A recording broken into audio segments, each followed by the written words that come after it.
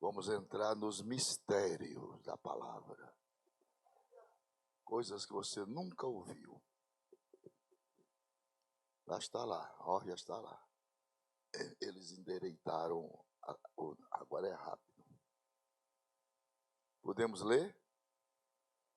1, 2, 3, já.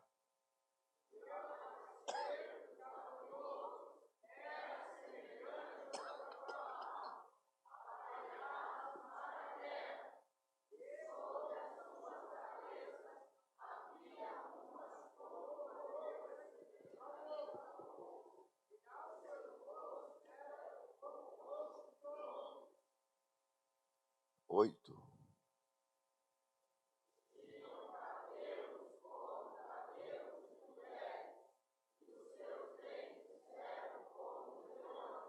Nove.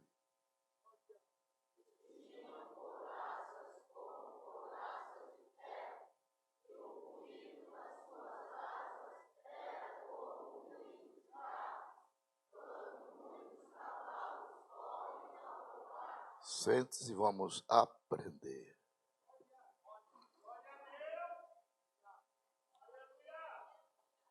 A primeira coisa que eu quero enfocar essa noite é que, diante do exposto, enxergamos pelos olhos espirituais que aí está travado o maior campo de guerra espiritual.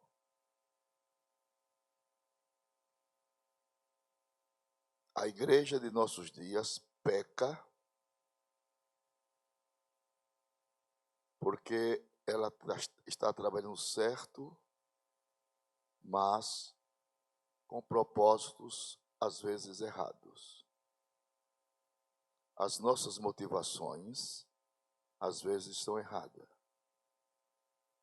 Porque a luta que temos nesta vida não é na horizontal, é na vertical. São Paulo diz que nós não temos que lutar contra a carne e o sangue, mas contra principados e potestades. Demônios são espíritos incorpóreos. Demônios não possuem corpos, mas eles precisam de corpos para morarem. E agora você vai se alegrar com o que eu vou falar. Porém, existe uma lei na física que diz o seguinte: um espaço não pode ser ocupado por dois corpos. Bata no peito comigo e diga: a casa aqui já tem morador. É o que diz a palavra, não é? Viremos para ele e faremos nele morada. Então aqui está travado um grande campo de guerra em nossos dias. Aparece aí uma cavalaria com 4 demônios, comandada por um príncipe de Satanás, chamado Abaddon, que é um primeiro-ministro de Lúcifer. Isso é um reino organizado. Isso é um reino que se presta relatório. Isso é batalha, isso é mundo invisível, porém real. E aparece aí um demônio, no capítulo 9, versículo 7, ele aparece tendo rosto de homem. Veja que invenção. Um demônio com rosto de homem. Então agora vem a hermenêutica para nós entendermos o que é isso. Porque muitos de vocês já leram isso aí, mas não entendem. E Bíblia tem que ter muita sensibilidade, muita reverência. Qualquer coisinha, a revelação vai embora. O ambiente para estudar Bíblia tem que ser um ambiente muito cálido, muito calmo, muito reverente, muito piedoso. Criança grita ali, outra grita aqui, pula aqui. Você não aprende nada. Isso é um véu bem fininho, qualquer coisa. E eu que tenho uma comboquinha pequenininha, tenho uma dificuldade de tirar água. Vou lá, um sacrifício, tira bem pouquinho. Então precisamos atentar para as coisas espirituais. Rosto de homem. Aí fala de um campo chamado campo da inteligência. Porque a inteligência do homem está daqui para cima. Aqui nós temos os neurônios. Aqui nós temos 9 trilhões de células. Porque o cientista inglês, chamado Roberto Hooke, ele descobriu a famosa teoria das células humanas. Então ele registra em um dos seus livros o seguinte: teoria celular é a afirmação de células categóricas que todos os seres vivos são formados de células. Isso é engenharia genética. A célula humana está dividida em 3 partes: cilíndrica, achatada e alongada. Quer dizer, não está na apostila isso. Isso é um extra. Plasma, citoplasma e núcleo. Então se descobriu que do tendão de Aquiles até o frontal, o ser humano tem 60 trilhões de células. Se descobriu-se também que o DNA de cada célula humana, em fita métrica, equivale a 1,70 m. Então, eu queria pedir ao pastor Jairo, nosso presidente, para multiplicar 60 trilhões. Ele já desanimou, olhou para mim. Por 1,70 m. Isso quer dizer que o DNA das nossas células em fita métrica dá para ir na Lua 3 vezes. Você vê como é que Deus fez? Porque daqui na Lua é somente 384.500 quilômetros. Daqui no Sol, aí é mais apertado, é 152 milhões de quilômetros. Porque o Sol é 109 vezes maior do que a Terra. A Lua funciona no espaço sideral como a clareadora da noite e a oxigenadora dos mares. A Lua é a maior diaconisa que Deus tem no espaço sideral. E por que é que os homens não dão glória a Deus por causa da Lua? Por causa da ignorância. O que é ignorância? Ignorância é o principal fator de erros e crimes. Há um véu escuro da ignorância que interdita o conhecimento. Então, se não fosse a Lua, os oceanos seriam pútridos. Não havia vida marinha, nem havia equilíbrio das placas tectônicas. Então, a Lua clareia a noite e oxigena os mares. E esse processo de alta relevância pedagógica é chamado de tábuas das marés. E quem comanda isso? A Lua. A Lua, de certo, tem influência até no seu cabelo. Tem influência no seu corpo, que o nosso corpo é um campo magnético. Nós temos potássio, zinco, cobre, ferro, manganês, tudo em nosso corpo. Então a Lua oxigena os mares para que eu e você venhamos comer peixe, camarão e lagosta e dar glória a Deus.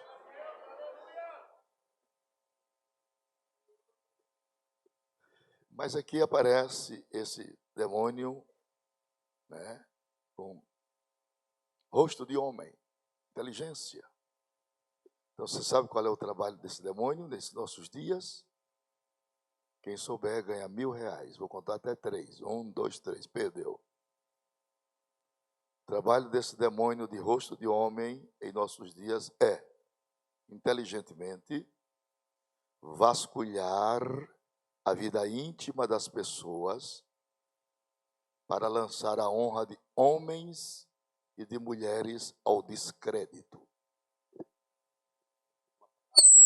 Para ver se entenderam. O ser humano hoje é um ser desacreditado. Não se acredita mais nas pessoas como antigamente. As instituições estão desacreditadas. Os poderes públicos desacreditados.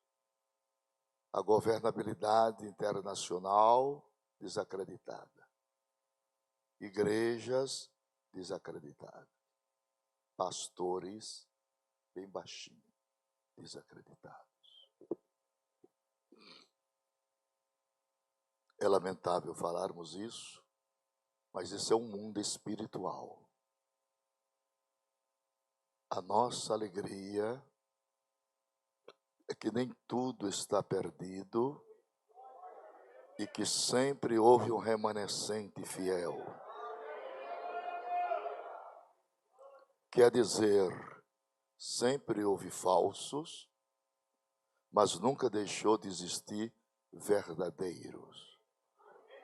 Nunca devemos desprezar os verdadeiros por causa dos falsos. É necessário que isso aconteça para que os filhos da luz se manifestem. Eu conheço muita gente em 46 países onde já preguei, homens e mulheres honestos, piedosos, decentes e de caráter ilibado. Aqui mesmo tem centenas deles que estão assentados aqui nesses bancos. Levante a mão e diga graças a Deus.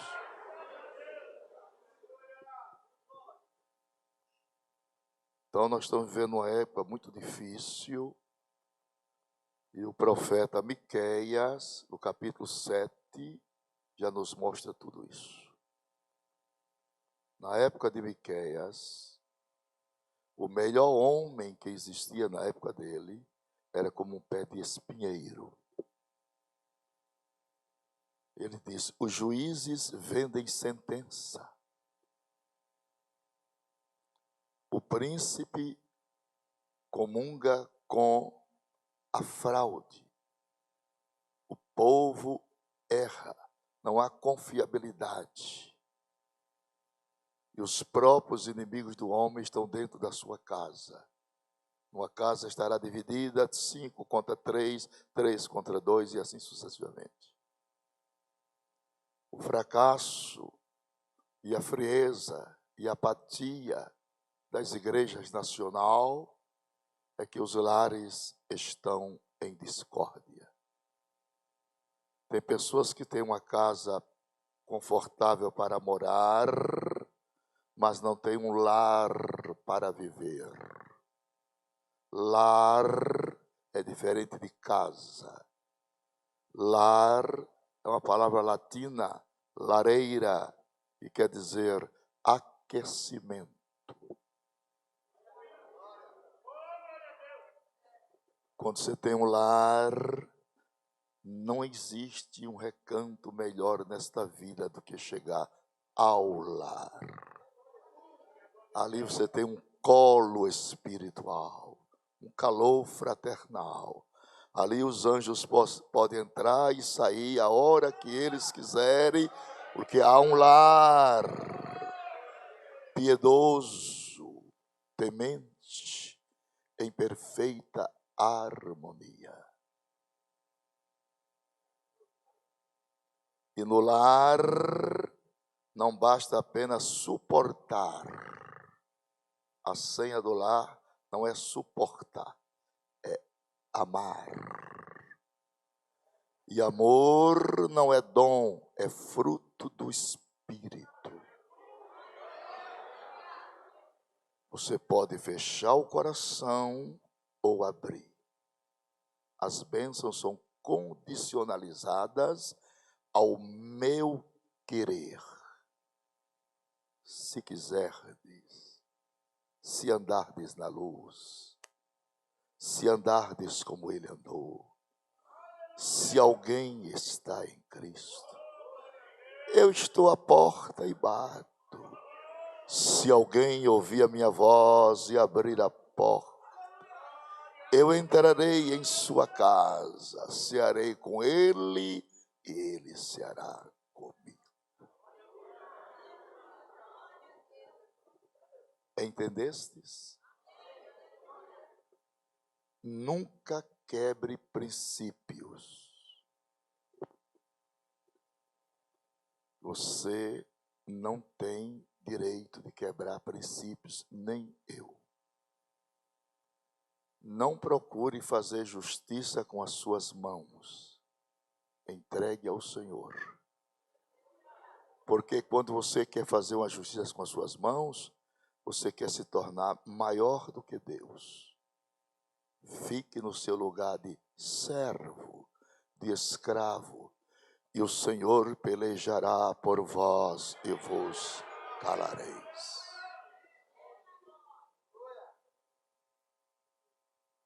Olhe para seu irmão e diga: não quebre princípios. Entregue ao Senhor. Pode demorar um pouquinho mais. Pode demorar um pouquinho mais, mas a resposta vem. O choro pode durar até uma noite, mas a alegria vem ao amanhecer. Engraçado que Deus me mandou entrar por esse caminho só para dar essa palavra para alguém que está aqui. Quem está recebendo a palavra de Deus? Rosto de homem, inteligente, vasculhador das intimidades alheias. Ele é quem transtorna o caráter do homem. E hoje viralizou que o caráter é dispensado. O que vale é o talento. Pregou bem, cantou bem, não interessa ser sem vergonha ou sem vergonha. É o que vale. É o que vale. Talento. Mas a senha da igreja não é talento, é caráter. Pode não cantar bem, nem pregar bem, mas tem vergonha na cara. Aleluia, levante a mão e dê glória.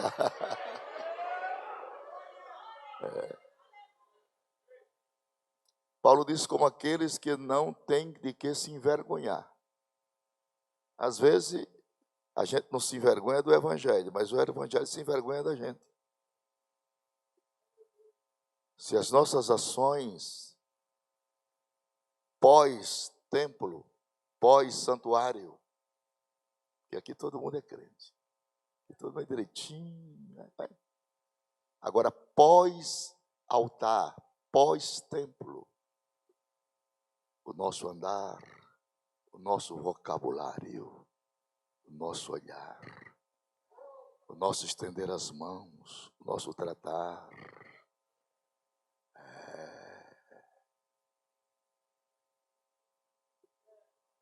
os nossos gestos.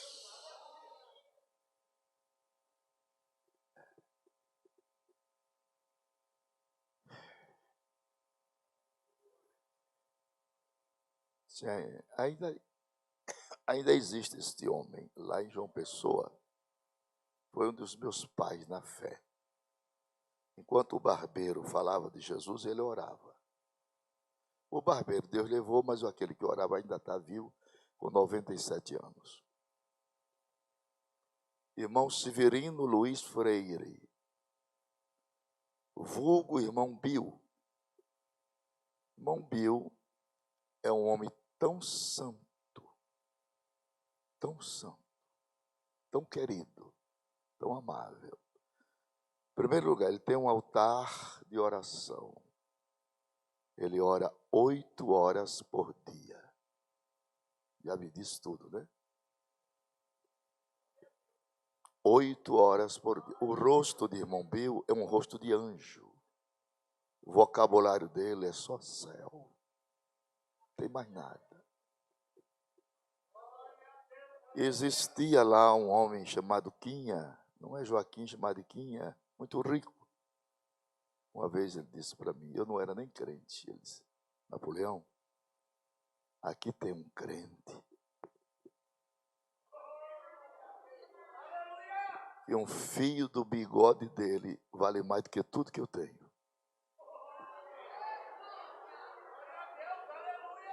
Lechore quente arabassuri bessia. O nome de Deus era 24 horas glorificado na vida de Mobi. E ainda é. Ainda é. Ele ganha um salário mínimo.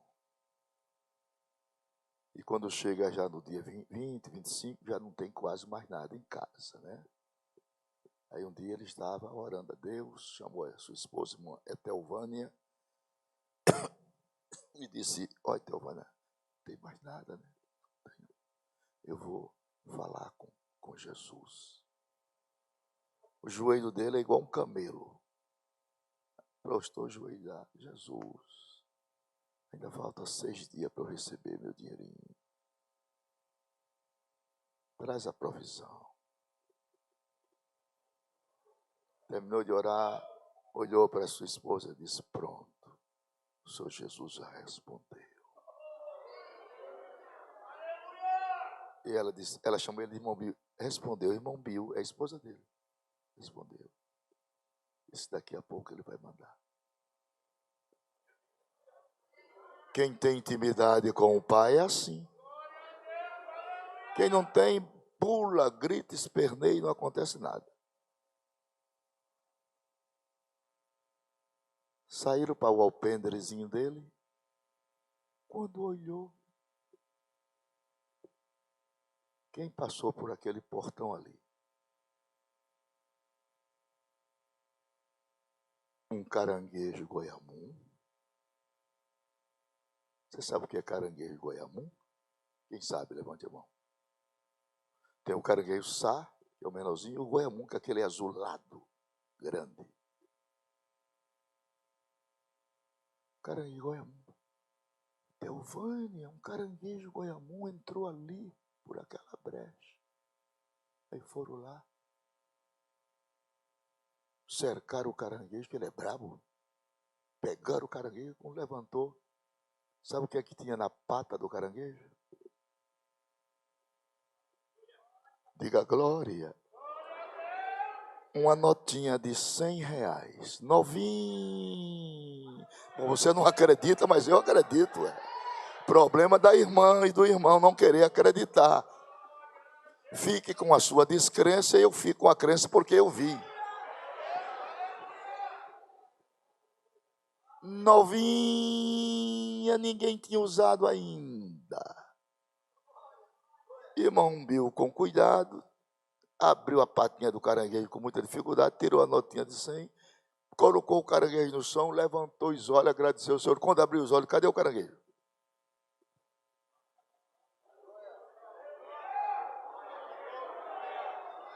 Caranguejo se personificou no anjo do Senhor. Aleluia. Quem é espiritual, levante a mão e dê glória. Quem não é, as coisas que Deus faz é diferente do que faz o homem. Você não conhece Deus ainda não, minha filha. Você conhece Deus só um pouquinho de nada. Mergulha na oração para tu ver quem é Ele. Tira 2 horas todo dia para orar. Ninguém precisa ouvir tua oração, não. Quietinho. Te deita no chão e fica quieta. Só gemendo.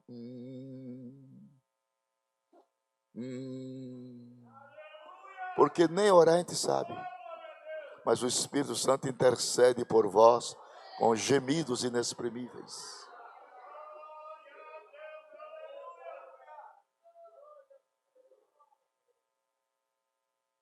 O segundo demônio está no versículo 8. Olha lá. Cabelo de mulheres. Aí você já sabe, né? Sexomania, sexolatria, perversão sexual.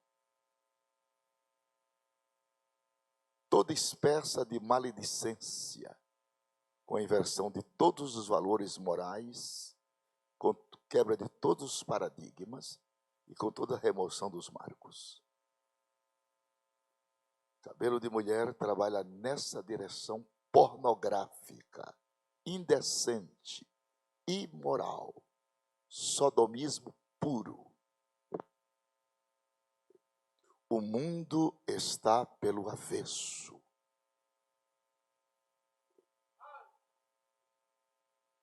Certa vez encontraram Aristóteles nas ruas da Grécia com um farol aceso ao meio-dia, numa temperatura de 46 graus, e ele com um holofote. Está procurando o quê? Um cabelo grande, barbão. Estou procurando um homem. Há uma escassez muito grande de homem com H maiúsculo. E estou falando no sentido genérico, homem e mulher. Homem com decência, com pudor. Que coisa, chega desses aeroportos aí, vê mulheres e homens com as calças todas rasgadas. Rasgadas, diz que está na moda e é caro aquele trem. É um demônio chamado Maria Mulambo. Um demônio que se apresenta nos centros espíritas. Maria Mulambo. Pois é, tem pastores usando isso. Pastor não, pastel, porque pastor não usa roupa rasgada. Pastor anda decente, com brilho no rosto, com postura, aleluia. Então esse demônio com cabelo de mulher, ele trabalha nessa área de perversão sexual. Essa tara demoníaca de pedofilia. Isso dá nojo. Isso dá nojo. Deus me colocou no meu coração toda quinta-feira às 8 da noite, às 20 horas. Levantar um clamor de meia hora numa live em favor dos 27 estados. Cada primeira live foi em favor do Rio Grande do Sul. Já fiz ela. Oramos meia hora. Alguém viu? Não, né? Então, depois entra lá no meu Instagram, REV Napoleão Falcão. Toda quinta-feira às 8 horas, Deus colocou no meu coração. Próxima live, quinta-feira que vem, se Deus quiser, Santa Catarina. Orar por Santa Catarina. Depois na outra, Paraná, até chegar no Iapoque, lá no Amapá. 27 estados. Ao invés de se meter no meio da política para a politicagem e agredir as autoridades, se tornar uma pessoa insuportável, esse não é a nossa missão. Nós somos pastores concisos para orar, para pregar, para aconselhar, para abençoar. Essa é a nossa missão. Quem já viu o pastor estar gritando nas rádios, falando mal de governos? Isso não é a nossa missão. Nossa missão é orar. Se está lá porque Deus permitiu, alguma coisa aconteceu.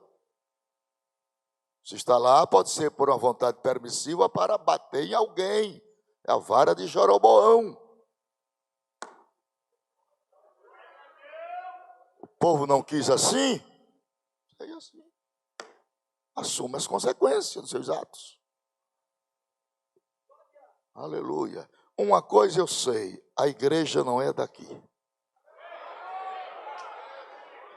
Aleluia. Nós somos da Nova Jerusalém. Uma vez eu estava visitando o Dr. Billy Graham em Carolina do Norte, onde ele morava. Ele disse, pastor Falcão, quando alguém perguntar, quando eu falecer, alguém perguntar, Se eu morri, diga para eles: não, eu não morri, eu só mudei de endereço. Então, nós estamos aqui como peregrinos. Vá o versículo 9. Não, o versículo 8 ainda, filho, 8 mesmo. E os seus dentes eram como dentes de leões. Isso é outro demônio também. Isso aí fala de ferocidade. Então, são demônios que causam um estado de guerra, de violência, de mortes. Para vocês saberem que esse demônio atua muito na terra, a Rússia, ela tem hoje, a palavra Rússia, na língua sumeriana, equivale terra das trevas. A Rússia tem 7.000 ogivas nucleares. 7.000 ogivas nucleares é o suficiente para destruir o planeta Terra 30 vezes em 42 minutos. Então, quem comanda as guerras é esse demônio. Rosto de leão. Dente de leão, melhor. Dente de leão. Ferocidade. Violência implacável. A vida perde o valor. Você sai de casa vivo e não sabe se chega nessas grandes megalópolis. A violência campeia na terra. O estado de guerra debilita as nações, trazendo morte, infortúnios e pobrezas. Temos agora o versículo 9. Tinham coraças como coraça de ferro. Esse é o pior demônio que existe dos 4, esse é o pior. Coraça de ferro é um demônio que trabalha só para expandir o tráfico internacional de drogas. Imbatível. Quantos pais de famílias estão sofrendo hoje, vendo seus filhos nas drogas? Só sabe isso quem está passando por esse problema. As drogas ofuscam a razão das pessoas. Você vende a sua própria alma para o diabo. E dentro de casa você tira tudo para vender, para comprar drogas. Vende bujão de gás, vende tudo. É uma verdadeira obsessão, loucura. Minha irmã está sofrendo muito com um dos seus filhos. Bonito. Parece ser Luciano Desafio, rapaz. Bonitão. Elegância. Bonito. Peitoral. Mas as drogas estão acabando, menino. Não tem controle. Se entrega para o evangelho, fica 15, 20 dias, depois volta de novo. É uma escravidão. Você chega em São Paulo, na Cracolândia, você vê a maioria todos jovens. Parece cadáveres ambulantes. Parece zumbis. Zumbis. E te digo mais, ali não é obra de marinha, nem de polícia, nem de exército, nem de aeronáutica. Ali é obra de igreja. Porém, a igreja falhou. Os nossos amigos são os crentes. Está tudo errado. Nossos amigos deviam ser os pecadores. Isso é paradoxal. É por isso que as pessoas da época de Cristo titularizavam Jesus como um nada. Porque ele era amigo de publicanos e pecadores. Mas censurava, mas tu és amigo de publicano e pecador, essa plebe, essa ralé da sociedade, sou amigo deles. Por quê? Porque o Filho do Homem veio buscar e salvar o que se havia perdido. Os sãos não precisam de médicos, mas os doentes. O Filho do Homem não veio buscar justos, mas pecadores ao arrependimento. Era por isso que ele era censurado. Eu comecei a me afeiçoar de um rapaz lá em João Pessoa, locutor de rádio e televisão. Ele não é crente e tem uma vida moral irregular. As pessoas caíram em cima de mim, mas pastor, o senhor andando com essa pessoa, olha como é. Pois é, andando com essa pessoa, o que é que você acha? Eu acho que o senhor está errado, mas você acha mesmo? Acho, pois é. Então você é daquela tropa que censuravam Jesus. Você é daquela mesma tropa. Se eu não tenho luz para clarear e não tenho sal para salgar, eu sou inútil. Aleluia. A minha luz, a minha dignidade, o meu caráter tem que brilhar nas trevas. Aqui não precisa de salgar, não, que ninguém está podre, não. Aqui está todo mundo com vida espiritual. Mas lá fora, o mundo está apodrecido. Baixe a cabeça que eu estou sentindo muita presença de Deus agora.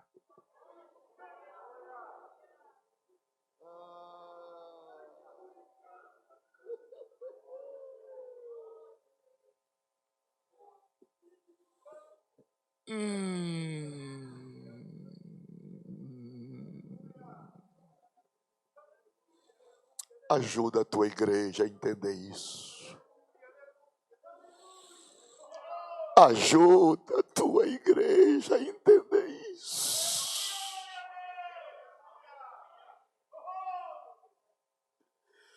Coloque a sua mão de cavalheiro na cabeça do seu irmão mais próximo. Faça uma oração por ele. Faça uma oração por ela. Isso. Não se tranque não, não se tranque não. Vai abrindo o coração, não se tranque. Ore pela sua esposa, ore por essa pessoa que está ao seu lado. Precisa de oração. Não se tranque.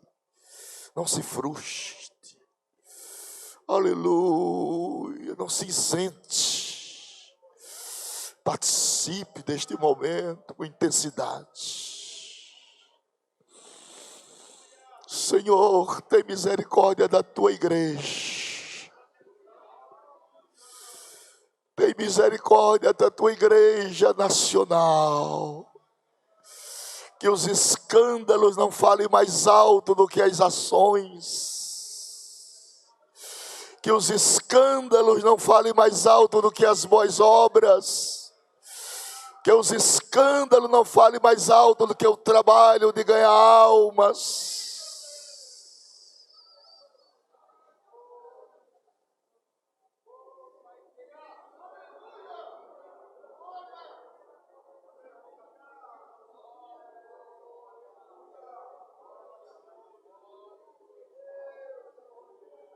Abaxerecadassuri, serabasuri.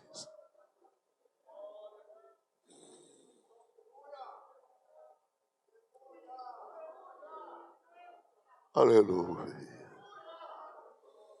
Que momento tão gostoso, meus irmãos queridos. Momento tão gostoso. Comunhão. Momento de comunhão.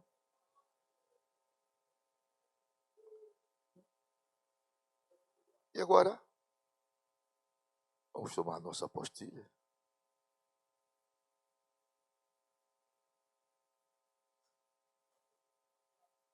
O período escatológico, chamado de tribulação, é uma época sem precedentes na história humana. Pode colocar lá, meu filho, o versículo de Mateus 24, 21. Olha lá. Leamos 1, 2, 3, já.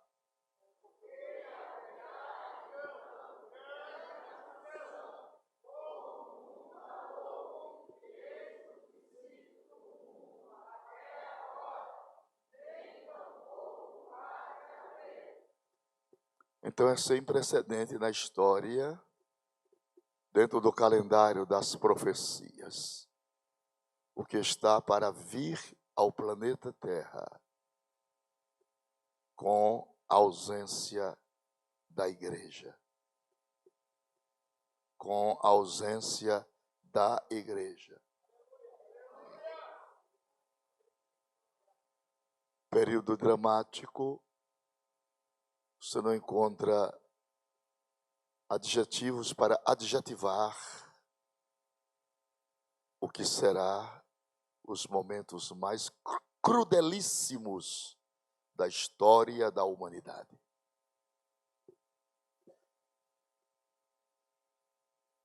E você vê que alguém que não entende a palavra pode dizer, mas Deus é tão tacanho assim, que vai trazer um dia desse? Não vos esqueçais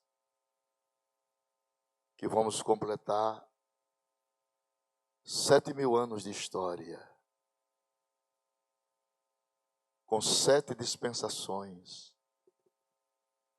com 7 tempos de oportunidades, desde a inocência no Éden, a consciência, ao governo humano, aos patriarcas, a lei de Moisés. E depois Deus institui mais outra dispensação, a graça. Todos estes períodos dispensacionais são chancelas de oportunidades que Deus abre no claro da sua misericórdia para a salvação do homem. O que Deus quer é salvar o homem, porque o homem é a sua imagem e semelhança.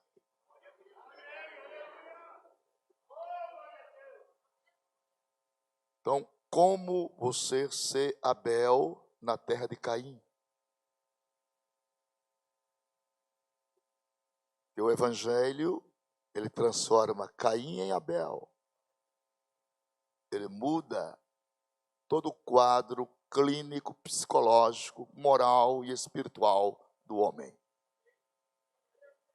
O Evangelho é a plataforma beneficiatória de Deus à humanidade, sem nenhum mérito dos homens.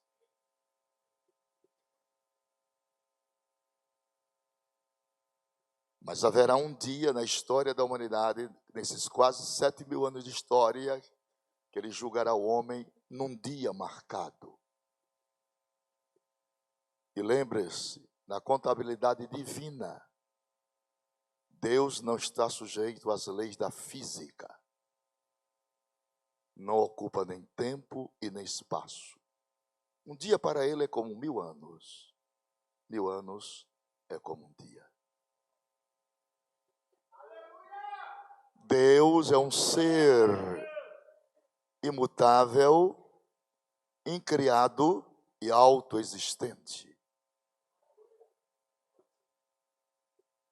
Deus existe por si mesmo, independente da evolução científica do homem.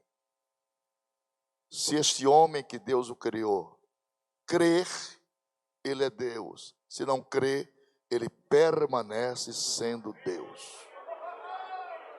Não precisa de favor de ninguém. Tudo que você está ouvindo, amigo, no mundo animado e inanimado, Deus criou com uma palavra, Bará. Bará. Bereshit Bará. Com essas palavras, Deus criou tudo que você está vendo. Deu forma a tudo. Organizou tudo. E colocou tudo sob regências imutáveis de leis. Tudo gira em torno de leis. Inverno, verão, primavera e outono. É regido pela cadência designativa de leis. Quando essas leis são feridas, o homem sofre a sanção punitiva.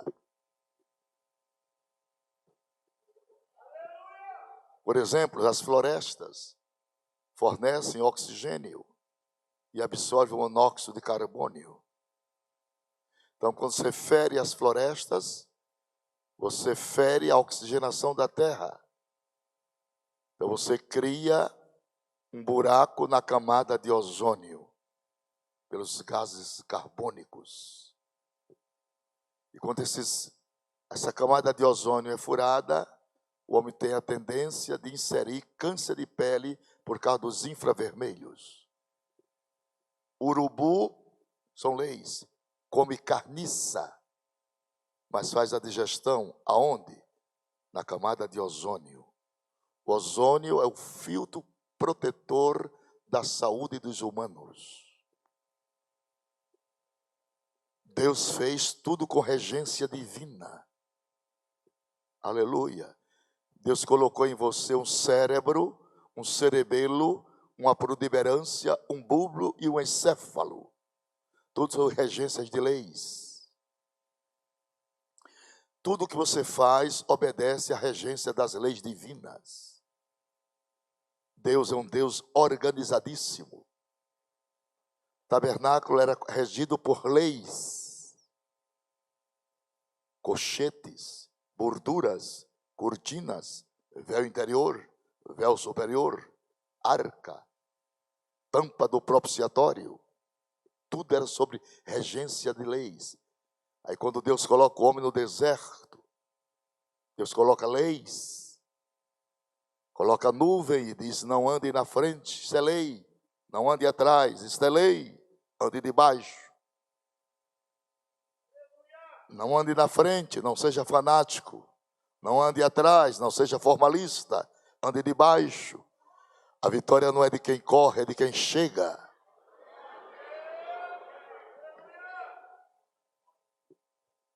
Quando transgredimos as leis, recebemos a sentença.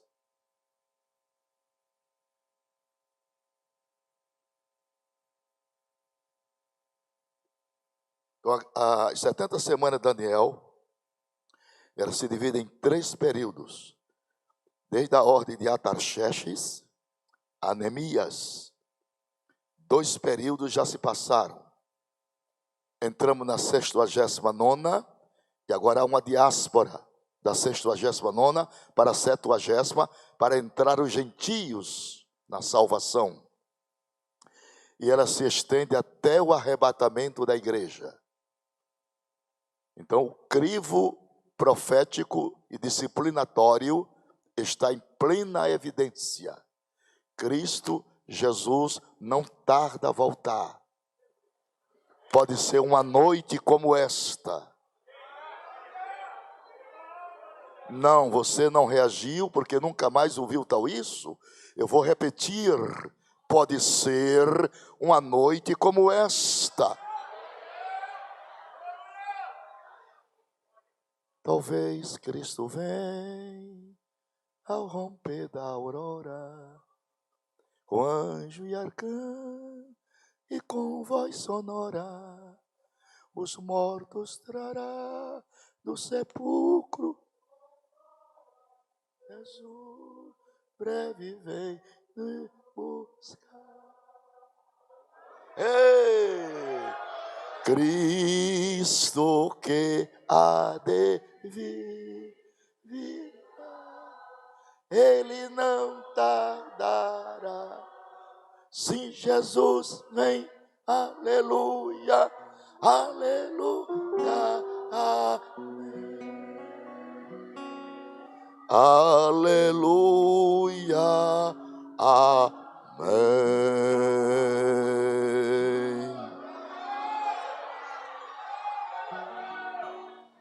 Olha quem gostou muito, é que tocou na área dele.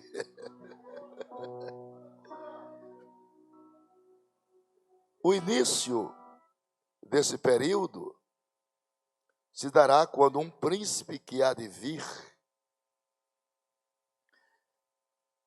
fizer uma firme aliança com muitos. Tal homem também é identificado em outras partes como o chifre pequeno e como homem da iniquidade. Eu me lembro que em 1974, o secretário da ONU era um homem de cor negra, chamado de Javier Pérez de Cuéllar. E uma certa vez, ele agoniado, bateu na mesa das Nações Unidas e deu um grito: apareça um homem enviado por Deus ou pelo diabo para presidir os destinos dos povos. Então, este homem está sendo devidamente preparado no laboratório de Satanás para reger os homens pós-arrebatamento. Lembrando aos irmãos que após o arrebatamento da igreja vai acontecer o que está escrito. Apocalipse 6, verso 1 e 2. É linda a escatologia. Vamos lá? 1, 2, 3, já.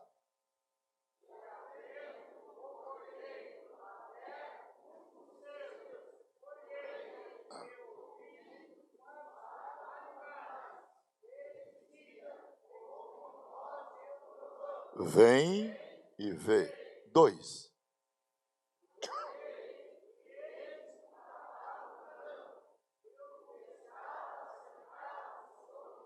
Tinha um arco.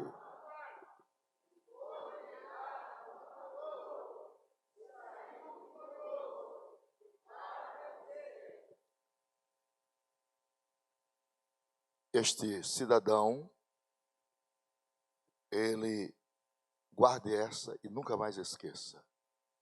Na sua sedução, ele vai transmitir aos povos que ficaram uma linguagem de prata como Demóstenes.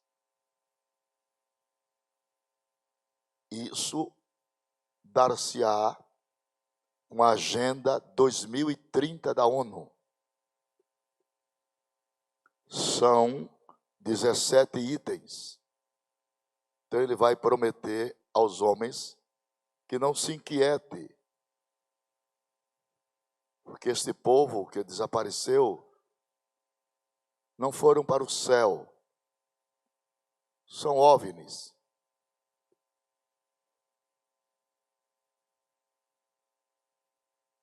Tenham calma, que nós vamos ter agora, eles eram os entraves. Agora vamos ter uma paz duradoura. Ele vai usar todo o mundo televisivo para se pronunciar em rede internacional. Atenção, Israel. Eu sou o Messias prometido nas Escrituras. Mas ele tem um arco, que é o símbolo de guerra. Eu vou chegar aí agora. E quero uma aliança com vocês. E vamos exercer do centro gravitacional das profecias em Israel um estado duradouro de paz. Teremos água potável para todo mundo, energia para todo mundo, emprego para todo mundo, escola para todo mundo. O templo será construído por ele. Ele exerce o comando religioso. Por que religioso? Isso parte de um princípio. Todo homem nascido de mulher é de índole religiosa. Ele precisa ter um objeto de culto. Então, a Bíblia diz que ele se assenta no trono de Deus, querendo ser Deus, recebendo a adoração que só a Deus pertence. Olha o que Jesus ensina em Mateus 24, verso 15. Leia.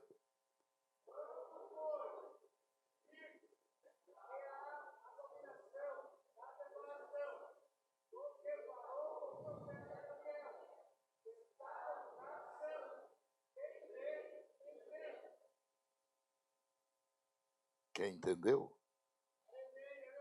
Quando vos vides que há abominação da desolação, por incrível que pareça, a profecia tem 3 tempos. Cumpriram-se, cumprindo-se e cumprir-se-ão.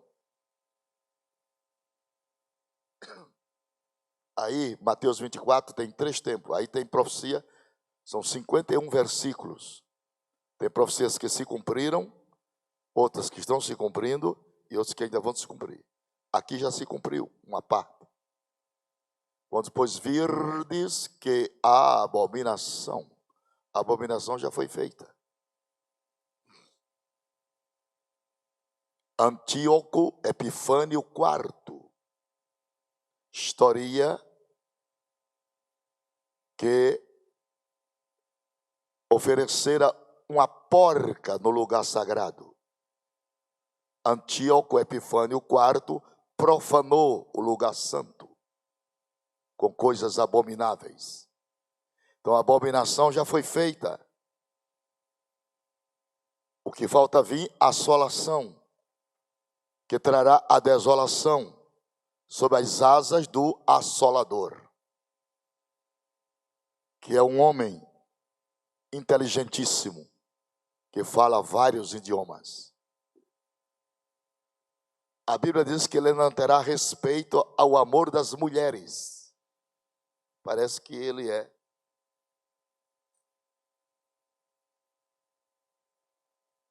Não pode falar. Entendeu? É o que está na moda. Então, ele se ostenta em Israel, recebe adoração, a terra passa por uma paz fictícia, transitória, efêmera, muito passageira, de 3 anos e meio, que corresponde a 1.260 dias ou 42 meses. Um tempo e metade de tempo. Estou ensinando direito? Muito bem. E aí, na metade da semana, dos 3 anos e meio, dos 7 anos, nos 3 anos e meio, na metade, cessa o sacrifício e a oferta de manjares. Aí a Bíblia diz, ouviu-se vozes de blasfêmia que provinha da ponta do poder. Daniel 7, verso 8, vamos lá. Leia.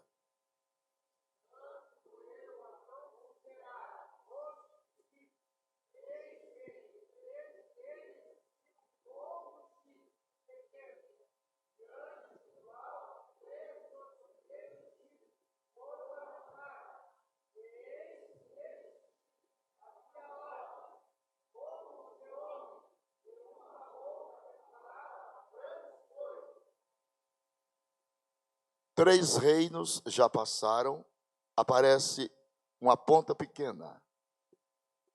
Ele emerge no meio de 10 pontas, que são nações que possuirão maior poder político, econômico e bélico. Ele emerge ali e recebe aqui a essência, recebe poder dessas nações. E veja bem, ele tem olhos, aparece olhos no chifre, no poder. Chifre fala de poder.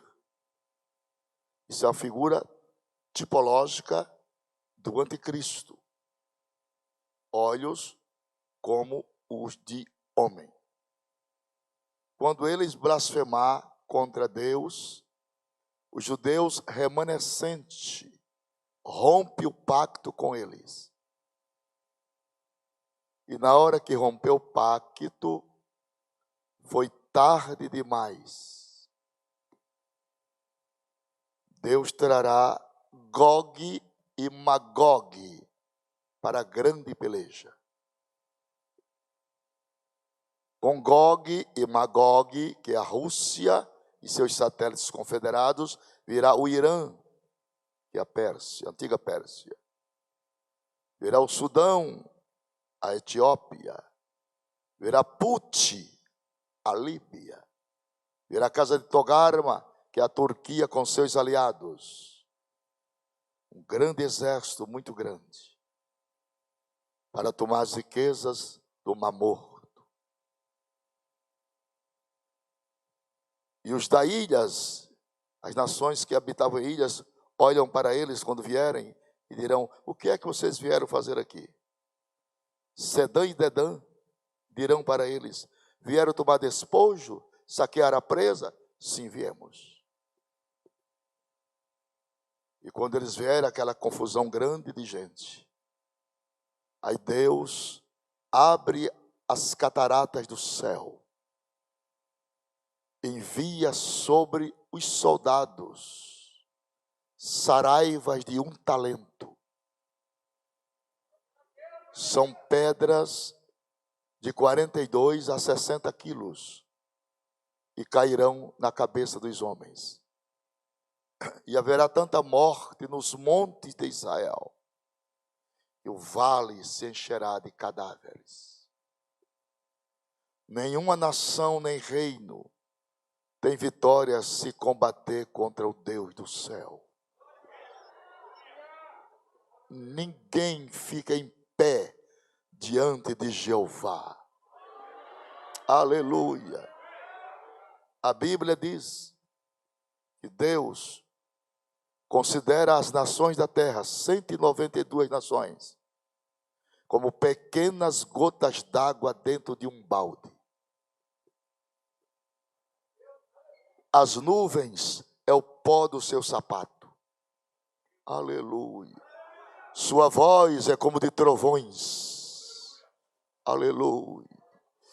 Ele é o Rei dos reis e Senhor dos senhores.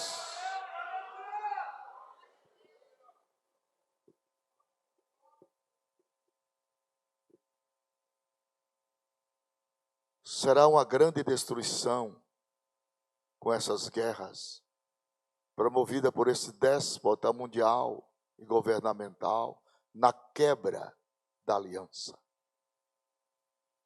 Na quebra da aliança. Nessa altura, Jesus já arrebatou a igreja. A igreja já passou pelo bema, pelo tribunal de Cristo. E o tribunal de Cristo fala de 3 coisas. Deixa eu voltar de novo, porque eu não quero que você perca o que eu vou falar, porque senão você tem prejuízo e eu não quero que você tenha prejuízo. Vou voltar. O galardão do tribunal fala de 3 coisas, 2 pontos: bondade, justiça e soberania de Deus.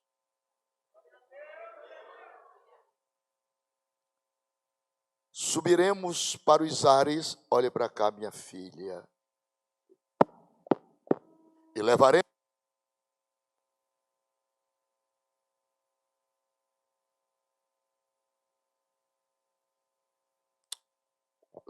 daqui para lá 3 lembranças. Eu não quero que você perca isso. Isso é o maior estudo da Bíblia. 3 lembranças se levam para lá. E 3 lembranças ficam aqui. Quais as lembranças que levaremos? As lembranças de tudo aquilo que fizemos aqui, relacionados com ouro, relacionados com prata, relacionados com pedras preciosas. Divindade, resgate e dons sobem. Lembranças que não sobem. Todas as nossas lembranças relacionadas com madeira, palha e feno, obras da carne, ficam. E quando chegarmos nos ares, iremos nos reconhecer, obviamente, porque você não vai morar num país onde você seja mais ignorante do que na terra. Só que a candura e as lembranças da eternidade não é nessa dimensão física, patologicamente carnal, não. É estritamente espiritual. No céu não entra pecado, fadiga, tristeza, nem dor. Não há coração quebrantado, pois todos são cheios de amor. As nuvens da vida terrestre não podem a glória ofuscar do reino de gozo celeste que Deus quis para mim. Irei eu para a linda cidade, Jesus me dará um lugar, os crentes de todo, somente o órgão, a Deus hei do céu.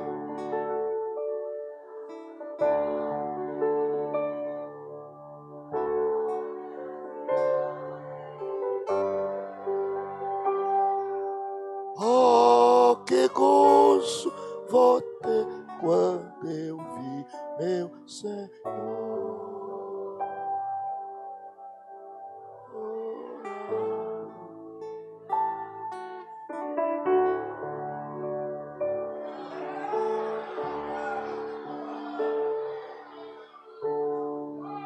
Você anotou? Tem hino da harpa que não dá certo com a bateria? Não dá, porque ele é muito sacro. Só um pianinho como fundo musical e bem. Cada coisa é cada coisa. Ali não há tristeza e dor, nenhum pesar, nem aflição. Ninguém canta melhor do que a igreja, não. Quando eu estiver,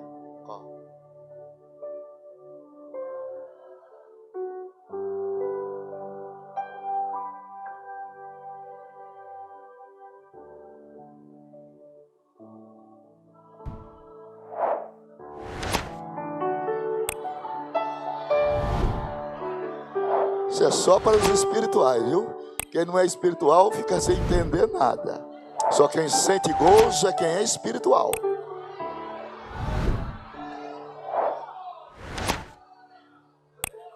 No céu, o luto é banido. Em Deus não hão de passar. Sepulcros jamais são erguidos. Lá mortos não vou encontrar. E os velhos? Os velhos, graças a Deus, que alegria. Mudado nós vamos ficar. Quais astros por Deus espalhar no céu. Levante as duas mãos assim, bem rendido a Jesus. Cante. Irei eu para lindo. Tá lindo, igreja. Tá lindo, igreja. Jesus me dará um lugar.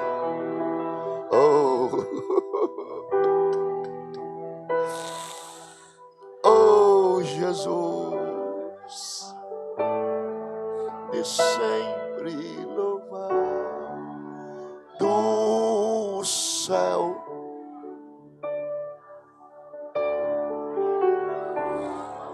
As glórias que eu lá hei. Oh, que gozo vou ter quando eu vi meu Senhor rodeado de grande esplendor.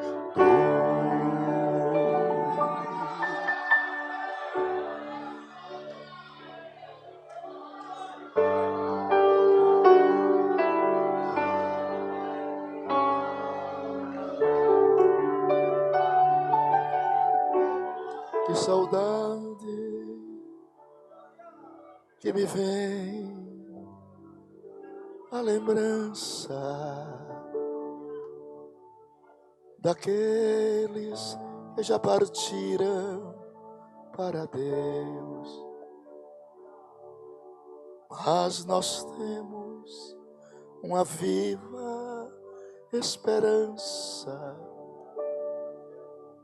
de revê-los novamente lá no céu. Levante as mãos. Lá verei meu Pai, lá verei, lindo, lá verei.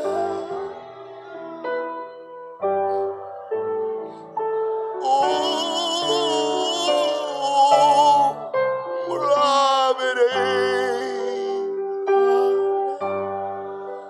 e serei. Lá verei meu Jesus.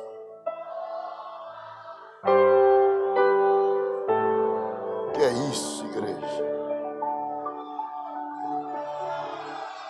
Lá verei o meu amigo Paulo. Lá verei a Pedro, Tiago e João. Mas primeiro quero ver o meu mestre e louvá-lo de todo o meu coração. Agora é com a igreja. Lá verei.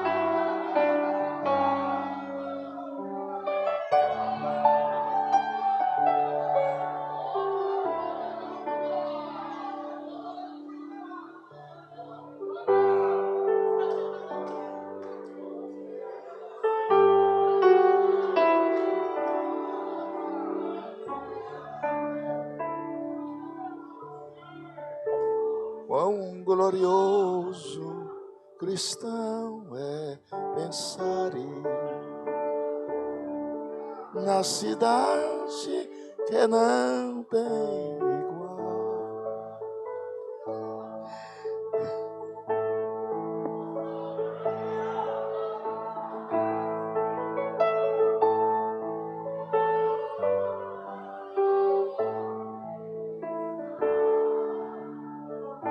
Pensa como será glorioso ver-se a multidão que cantando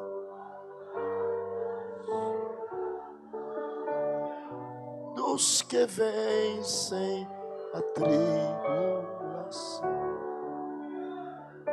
Se é glorioso pensar nas grandezas, nos prazeres que acodem aqui, qual será desfrutar?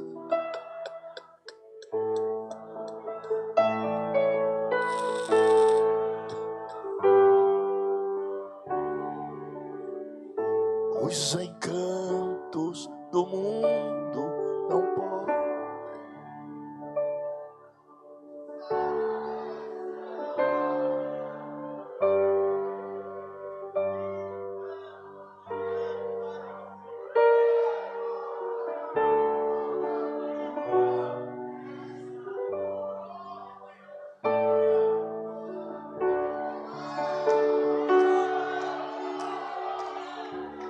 Oh, que saudosa lembrança tenho de ti, ó Sião, terra que eu, pois é do meu coração, eu para ti. Quando o Senhor meu voltar, pois ele foi para o céu e breve vem em busca. Com as mãos levantadas, sim, porfiarei por esta terra.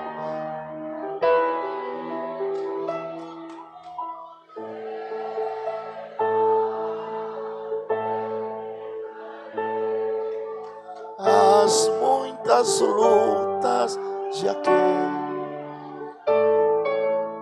lá está meu bom Senhor, a qual eu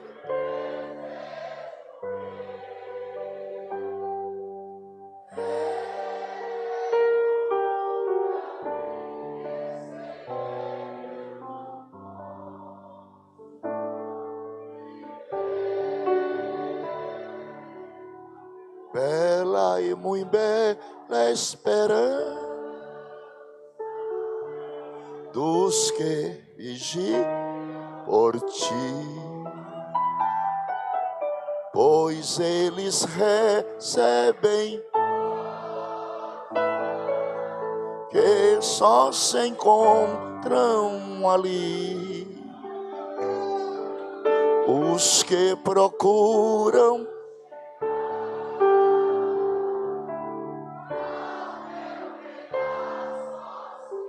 essa é a Assembleia de Deus legítima.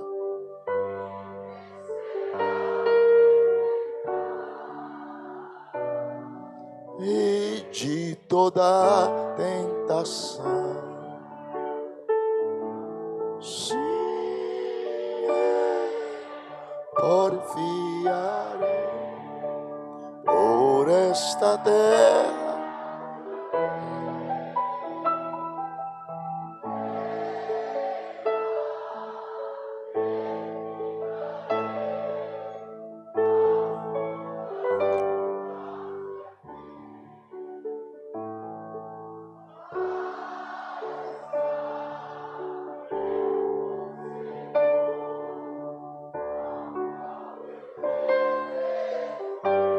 Mas como é bonito, né?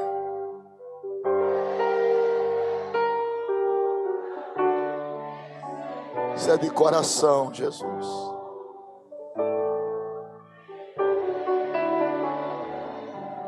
Diz a Sagrada Escritura que são formosos os pés daqueles que levam para os e se tão belo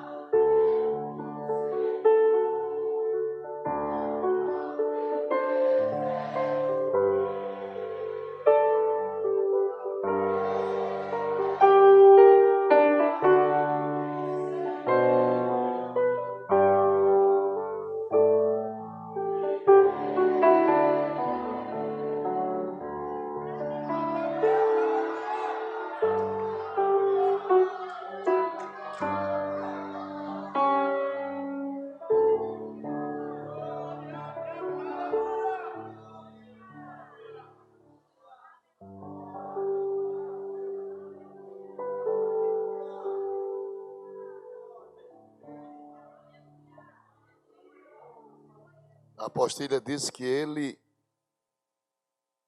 liderará uma colisão de nações ocidentais naqueles dias de Cristo. Fará também uma aliança com Israel, trazendo paz aos judeus. E devido a esta paz, o templo será reconstruído na primeira parte da semana. Prevê que na primeira metade da semana haverá sacrifícios em Israel e atividades feitas exclusivamente no templo. Os primeiros 3 anos e meio terminarão com o homem da iniquidade, declarando ao mundo sua divindade e se assentando no santuário de Deus, possivelmente uma referência ao templo de Israel.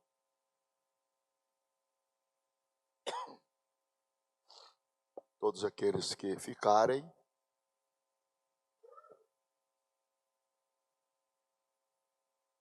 é muito fácil hoje dominar o mundo, né? Primeiro, com medo. O medo apavora as pessoas.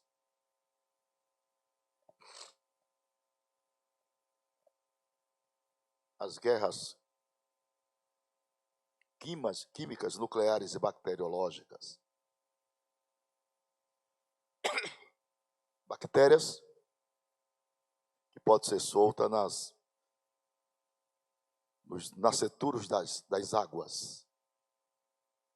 Bactérias que podem ser soltas meio onde tem muito transeúntes, muitas pessoas. E a explosão atômicas. Então, todas as pessoas que ficarem sofrerão muito sofrimento. Dias inigualáveis, quando ele romper essa aliança. Aí, a igreja entra no tribunal para receber o galardão.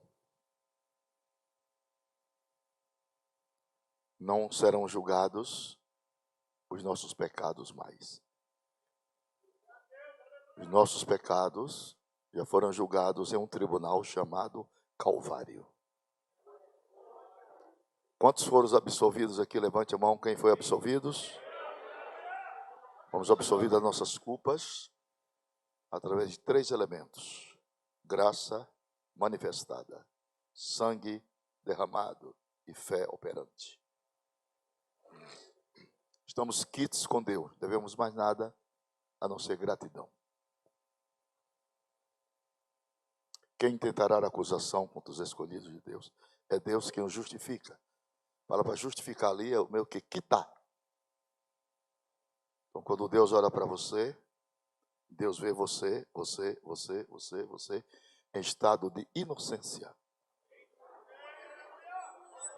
Deus te vê como se você nunca tivesse cometido um pecado só. O Calvário inocentou a sua culpa.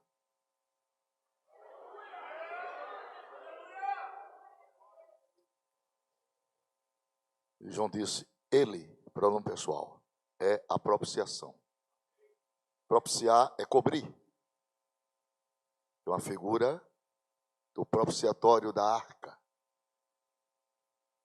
E a arca tinha aquela tampa fechada, porque dentro da arca tinha a vara de Arão, o pote de maná e as tábuas da lei. Então você não podia olhar para as tábuas da lei, a lei moral e cerimonial. Então esse propiciatório é uma figura da cruz. Então quando Deus olha para você, Deus não vê nenhum pecado em você.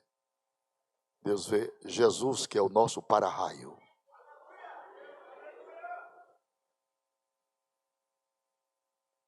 E aí os galardões são diferentes, claro.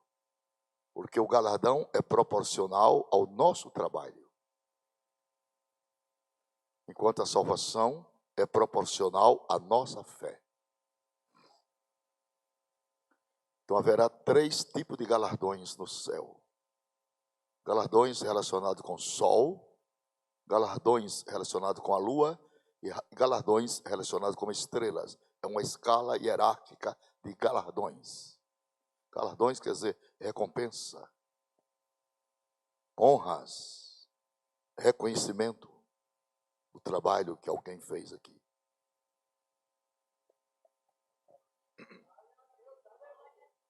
Aí Paulo recomenda dizendo que cada um de nós vejamos como estamos edificando.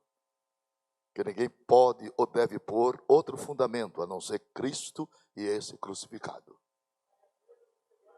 Esse evangelho que estão pregando por aí não é o evangelho da cruz, é o outro evangelho.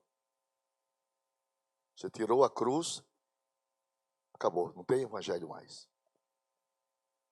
O evangelho é o evangelho da cruz, de piedade, de sacrifício.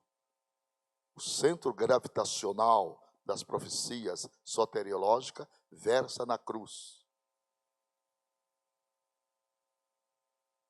Porque na cruz, Jesus expede uma moeda para Deus, para pagar a nossa dívida. Então a moeda que Jesus ofereceu ao Pai foi o sangue. Aí Pedro disse, não foi ouro nem prata, que fosse resgatado de vossa maneira de viver, mas com precioso sangue, como de um cordeiro imaculado e contaminado.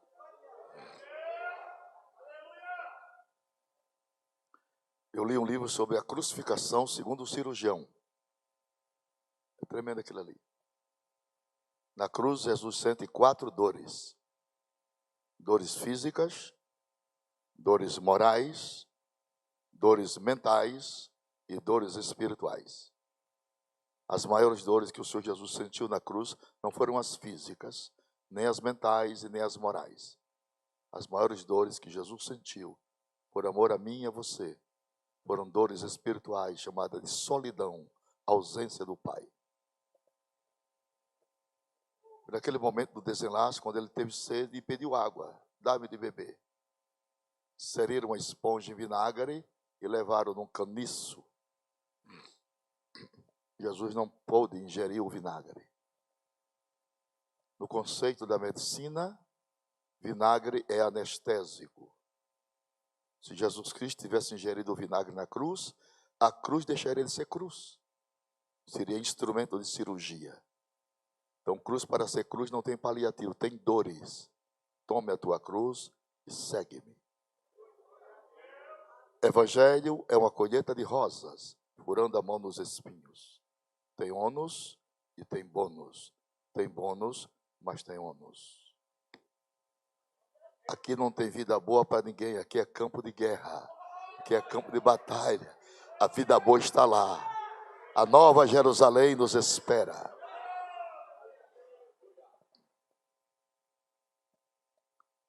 A Bíblia diz que no Calvário uma lança transpassou o seu lado. Não foi a sua frente nem as suas costas. Foi o seu lado. O nosso coração não está aqui.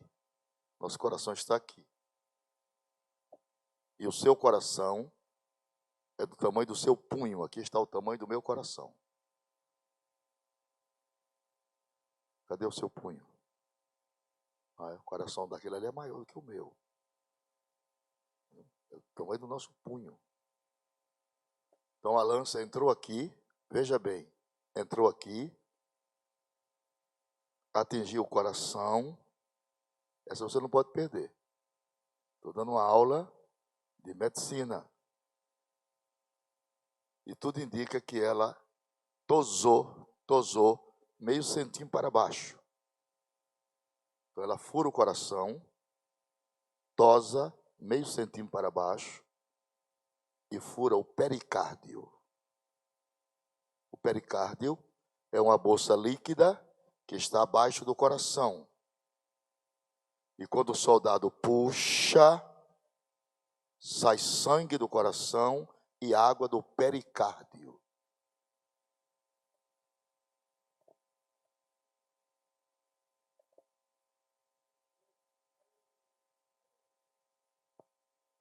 Aí ele dá um grito. tetelestai. Com esse grito ele estava dizendo: Pai, está feito, está pronto, está pago, está consumado, está vencido, Satanás.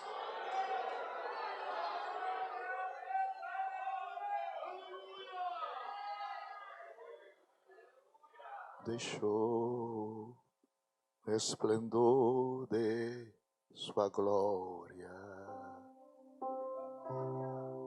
sabendo o destino que estava só e ferido no Gólgota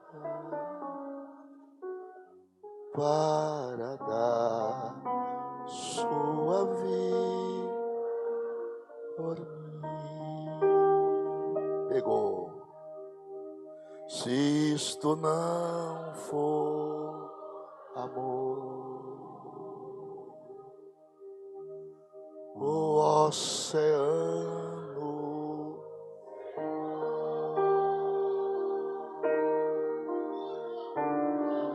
não há estrelas no céu, as andorinhas não voam mais. Se isto não for amor, o céu não é real,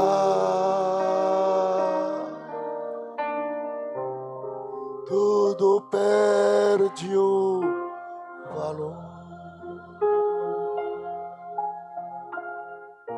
Se isto não for,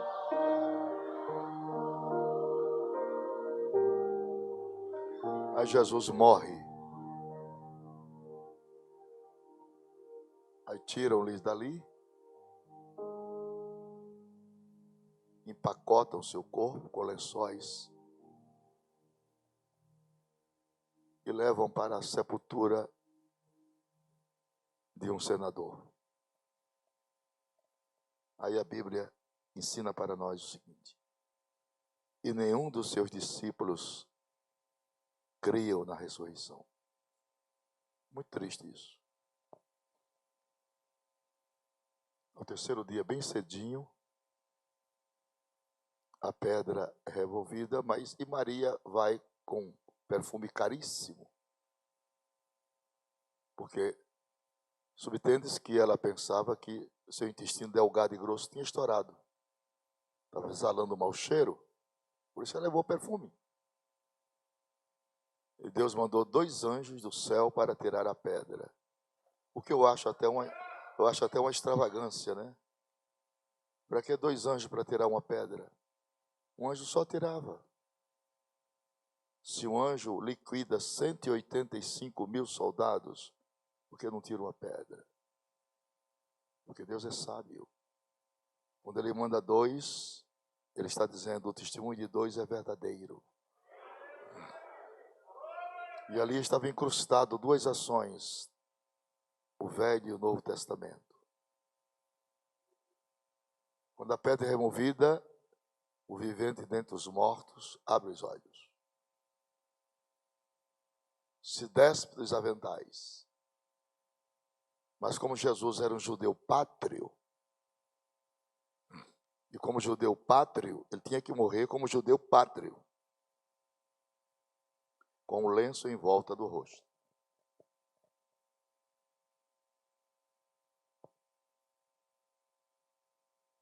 Ele morreu com um lenço.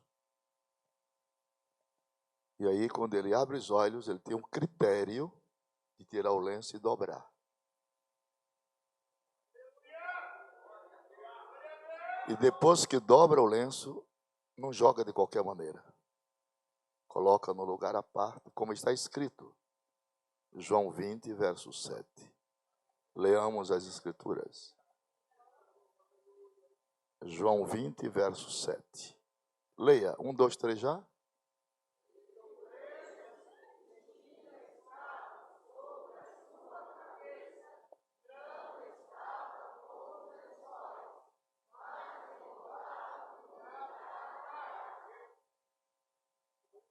Essa é a pedagogia cultural dos judeus. Jesus observava nos grandes banquetes dos seus dias, dos reis. E na mesa do banqueteador, do rei, sempre havia um lenço dobrado do seu lado esquerdo. Esse lenço não era usado. E quando terminava-se a refeição e a comilança, que os subalternos, os vassalos, vinham limpar o ambiente, ele só podia limpar o ambiente condicionalmente. Se o lenço estivesse nessa posição, no mesmo lugar, ele não poderia mexer em nada. Mas o banquete terminou. Nem o rei está mais ali. Mesmo assim, não pode mexer. Que ali tinha uma mensagem. Não mexa em nada. O rei foi ali. Mas volta já.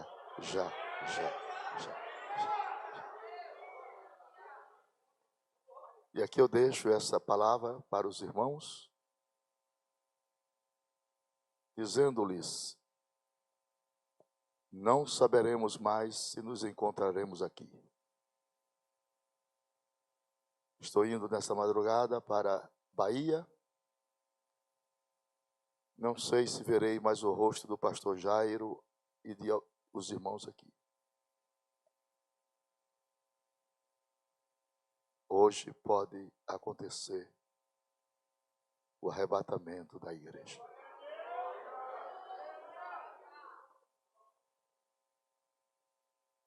Não vamos esperar a grande tribulação para sermos arrebatados. E para concluir, Apocalipse 20, verso 6.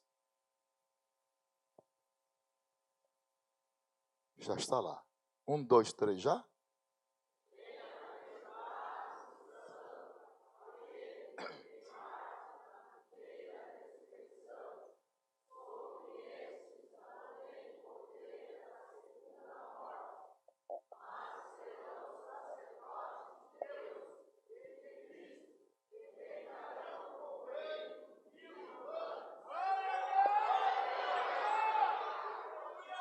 Essa é a pauta da nossa salvação.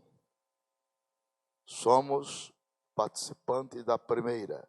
Se não vejamos, Daniel 12, 2. Leamos, 1, 2, 3 já.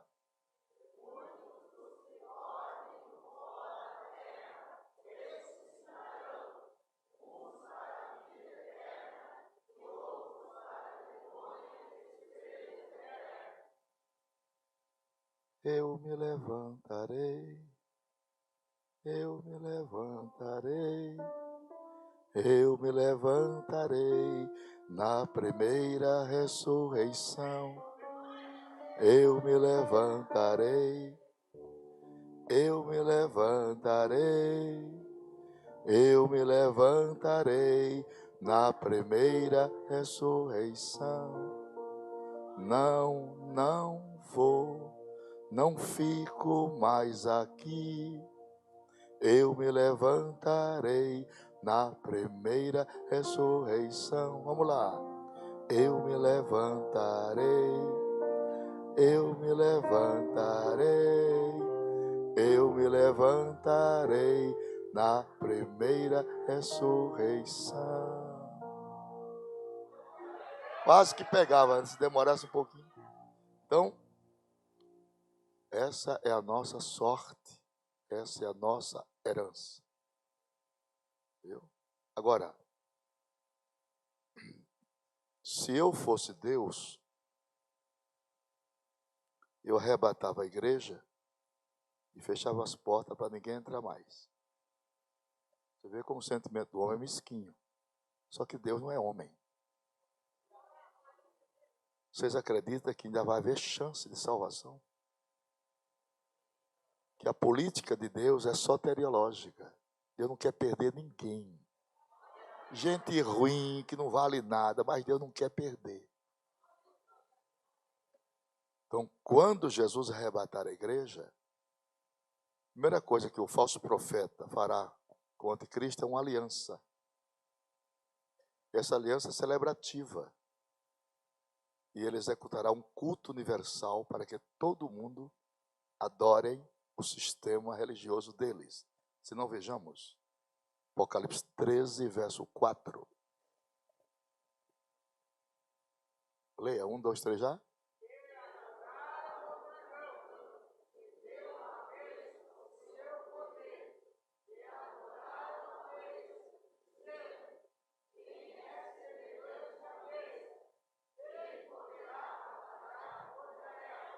A besta aí é um sistema político e religioso. Então, quem não se dobrar a esse culto, sabe o que é que vai acontecer, né? Aí sabe o que é que Deus faz?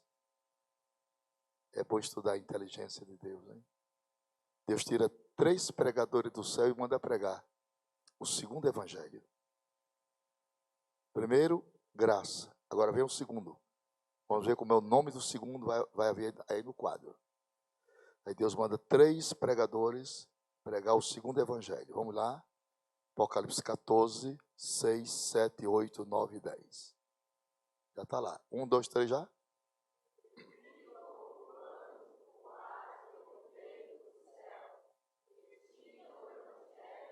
Como era o nome do evangelho?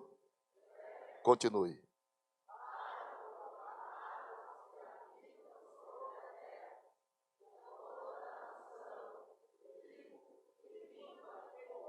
Sete.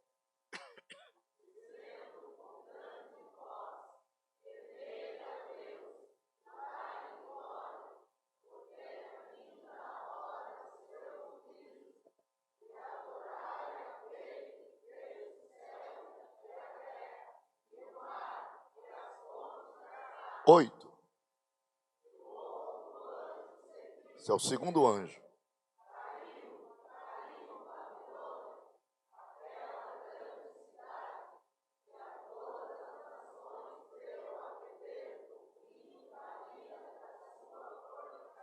Terceiro anjo.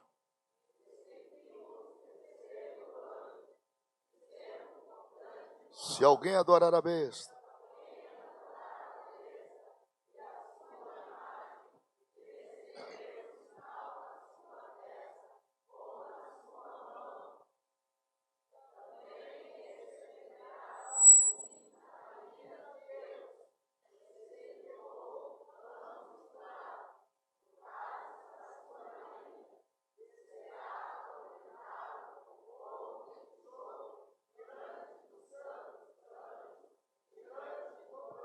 mensagem entregue. Muitos, por receber a mensagem, rompem a aliança lá e perdem a vida. Vamos ver onde é que eles vão aparecerem. Não se pode matar um crente. Apocalipse 7, verso 9. Olha onde eles aparecem. 1, 2, 3 já?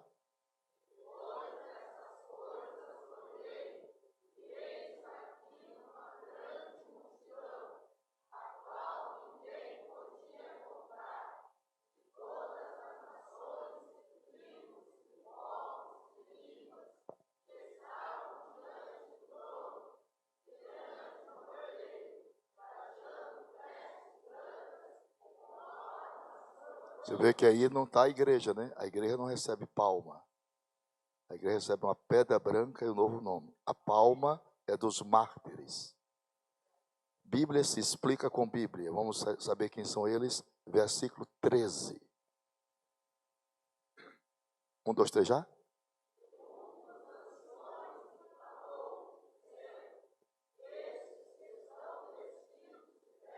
Quem são? Eu quero saber. Verso 14. 1, 2, 3 já?